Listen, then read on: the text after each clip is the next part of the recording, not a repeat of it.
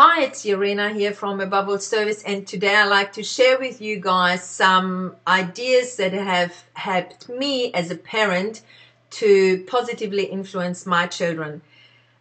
So far so good. I have a 15-year-old daughter and an 11-year-old son, and as far as I know, all is well, and I'm very happy with the outcome at this stage. A few things I have implemented from the beginning is, from very early in their lives, I always told them and made sure they knew that there is nothing they can do that will make me stop loving them. My love for them is not based on what they do or what they don't do. My love is based on, you are my child and I love you no matter what. I understand that they will disappoint me, that they will hurt me, hurt my feelings, that, stuff will happen. But my love for them is purely based on, you are my child and you deserve to be loved and I'm going to love you.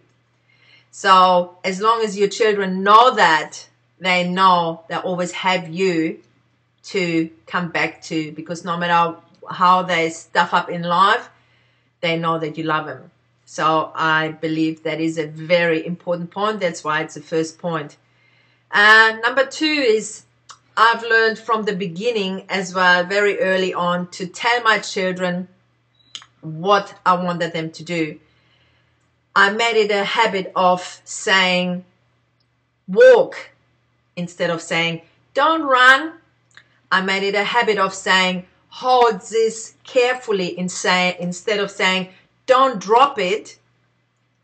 I made a point of saying, hold on, instead of saying, you're gonna fall. Okay, there's a big difference what you are influencing your children with. Tell them what you want them to do. Don't tell them what you don't want them to do. Because you know what? Our mind is a funny thing, and it actually doesn't do the word don't. If you're telling somebody don't drop it, your subconscious really doesn't know what to do with the word don't, but it understands drop. Drop it, they drop it. Okay, so always tell your children, not only your children, everyone really, but just practice it. Tell people what you want them to do. It's in a positive, affirming way, and not confusing their mind, telling them what you don't really want them to do. Well, if you don't want them to do it, why did you say it? Tell them, walk, speak nicely, hold on, carry this properly. Tell them what you want them to do. Makes a huge difference. Number three, I've learned from very early as well, and it was a very wise and mature lady that shared this one with me, and she said, you know what, you can't reason with tired children.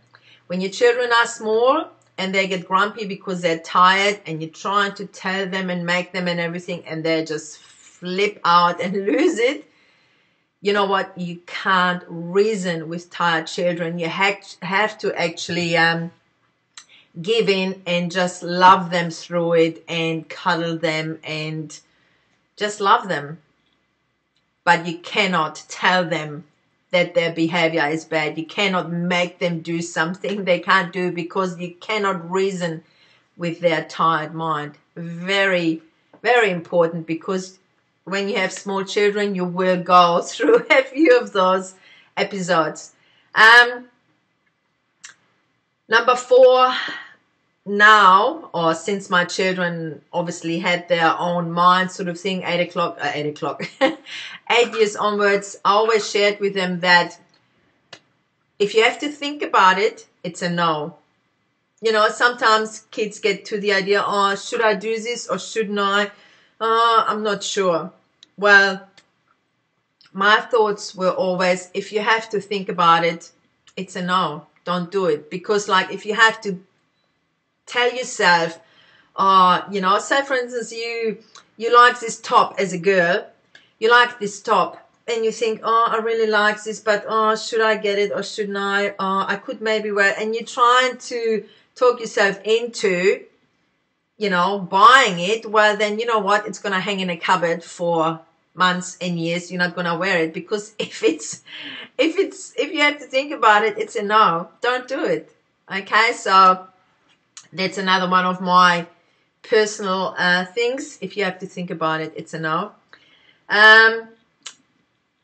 Be humble enough to apologize and to say sorry to your children. I think that's number 5. You are not perfect as a parent. Nobody expects you to be perfect as a parent. Be relatable. Let your children see that, hey, you stuff up as well. And it's okay as long as you say, I'm so sorry, I stuffed up. Can you forgive me? I didn't mean to hurt your feelings. My goodness, what does it do to you, first of all?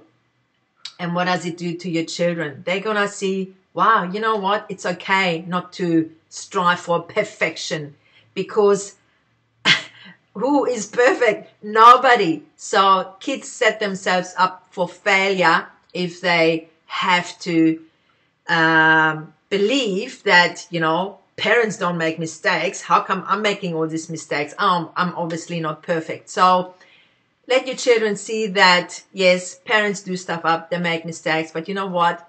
The word I'm so sorry, will you forgive me, is very powerful. And the last one, which is number 6, I believe, is introduce your child to a life with faith. I had half of my lifetime I lived without a faith, and it was all about me. What can I do? I'm in control. I'm responsible. I got to carry the pain. I, me. And you know what? I came to a point where I can't do this. This is too hard. I'm not strong enough. I'm not wise enough. I'm not this, I'm not that. And the other half, living with faith, it takes the pressure off, because it's not about me. I'm not in control. I have a faith in something bigger. I have a faith in my Creator, the reason He created me, His promises for me, His purpose for me. And I don't look to my parents saying, you fix it if I'm in trouble, or once you're gone, who's going to look after me? It'll be up to me and I can't do it. You need to have something bigger that your children look up to than yourself, because yourself know that you're not all the answers either. So don't do it to yourself. Don't put the pressure on yourself looking like you have it all together, because if you do and suddenly you're no longer around, who are your children going to look up to? And if you do and you stuff up, what a letdown for the children. So let them have a faith in something big and something bigger. It'll take the pressure off you, and it'll give them a far greater life than when they think it's all about me and it's all up to me. I hope this has helped somebody. I found those positive influences. Oh my goodness, this is like